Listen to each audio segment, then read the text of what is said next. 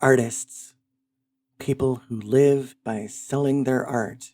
But have you ever noticed how many of them have absolutely no idea what a derivative work is? Oh, sure, they'll scream about it.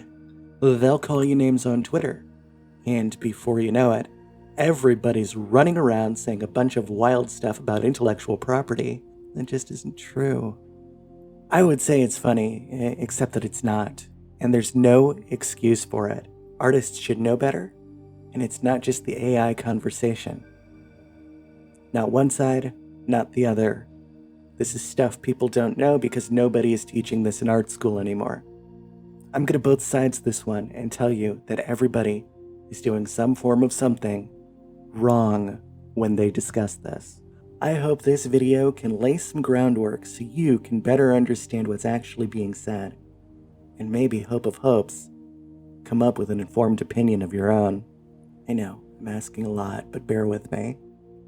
I'm starting with the Mona Lisa. It's a painting by Leonardo da Vinci painted in Florence sometime between 1503 and 1506 by historical accounts. It's one of the most copied pieces of art in all of human history, and there are a ton of examples of derivatives and parodies and pastiches and every other kind of riff or creative expression that could possibly be done or thought of around this art.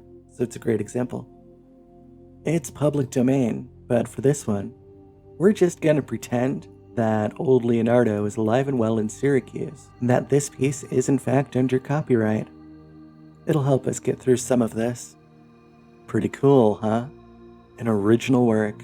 What we mean by original is that it was created by an artist, and the artist that created it has the rights to sell that work for commercial purposes in a public marketplace. According to the United States Copyright Act of 1976, 17 U.S.C. Section 101A, a derivative work is a work based upon one or more pre-existing works such as a translation, musical arrangement, dramatization, motion picture version, sound recording, art reproduction, abridgment, condensation, or any other form in which the work may be recast, transformed, or adapted. A work consisting of editorial revisions, annotations, elaborations, or other modifications which, as a whole, represent an original work of authorship is a derivative work. But the key word here, and the single word in the whole thing that carries all of the weight, is represent. LegalZoom gives us some good examples. A new, updated, or revised edition of a book. A translation of a book into another language. A sequel to a novel or a motion picture. A novel adapted to a screenplay, stage production, or motion picture. A new musical arrangement of a composition. Short of quantum copyright theory, which gets weird fast, this is the kind of thing derivative work in copyright was designed to cover.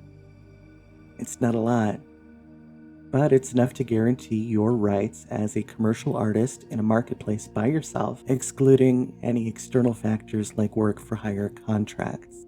Two good examples of adaptations here, right on the screen. You know, this really makes me wish that Renaissance artists did more anime. Why is this not a thing? But as far as new technology goes, derivatives can get murky. So the legal standard here is the reasonable person standard. It's a little subjective, but what it comes down to is the idea that your average person would look at something, understand that thing is this thing, and if that's what happened, that's an adaptation. So this, and this, or this, and this is yours. This is not.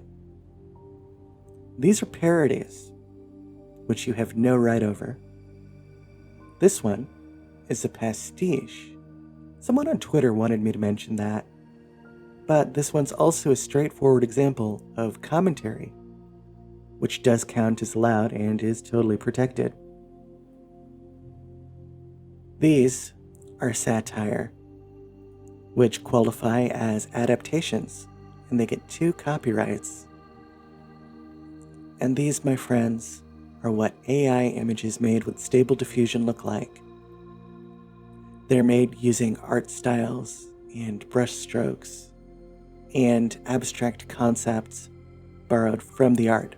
However, I don't think any reasonable person would mistake this for the Mona Lisa. You get copyright on compositions and specific works, not art styles, not ideas. There is a reason for this, and the reason we don't do this is because if we did, we would have endless liability for artists, and it would be extremely risky and dangerous for anyone to create new art. AI art is a pretty straightforward case of fair use most of the time, but accidental derivatives can happen. If you're an artist and you see someone copying your work in a way that is straightforward and recognizable, we already have tools to mitigate that problem. I ask people to take down things nicely, which usually works, but we have DMCAs for a reason. File as necessary, but never for parody, commentary, or reviews because those are protected speech. Your rights as an artist stop at other people's right to speak, and abusing copyright as a means of censorship is morally indefensible. The only place you're ever going to get in trouble here is by using other people's names. Mentioning the originator of an art style with AI-generated work is a terrible idea, no matter how well-intentioned you are. You know that cool-ass picture you made of a panda standing on a spaceship is painted by Stanley Lau? Yeah, that one.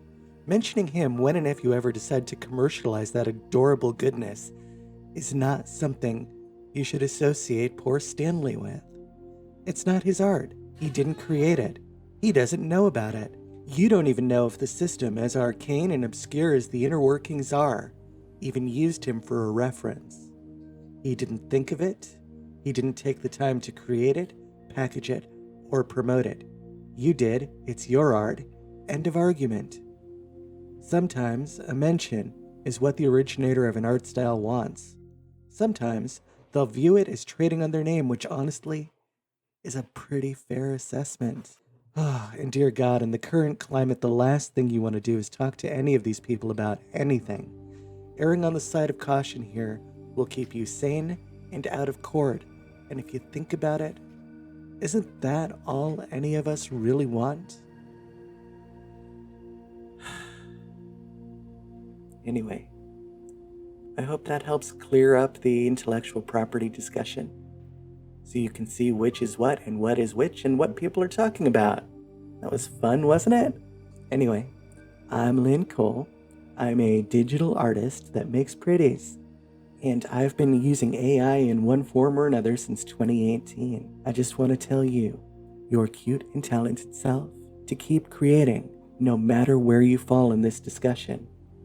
And we're going to have more AI-focused content coming at you soon. Love you, babies. Mwah.